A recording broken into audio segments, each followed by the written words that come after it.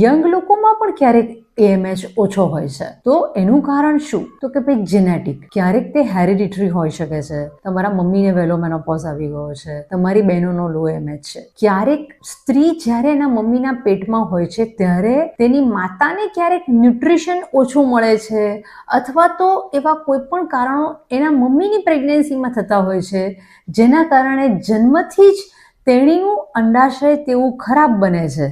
એટલા માટે તે ઓછા સ્ત્રીબીજના સ્ટોક સાથે જન્મ લે છે. એટલે તેણીને યંગ એજ ગ્રુપમાં પણ એએમએચ ઓછો છે. કોઈ ઓટો ઇમ્યુન ડિઝીઝ છે, એવી કન્ડિશનોમાં આપણું બોડી આપણા સેલને જ ફોરેન મટીરિયલ તરીકે જોવે છે અને તેને મારી નાખે છે. અને છેલ્લું કારણ ઓવરી પર થવામાં આવતી સર્જરી. એન્ડોમેટ્રિયોસિસ એ એક એનું કોમનેસ્ટ કારણ છે.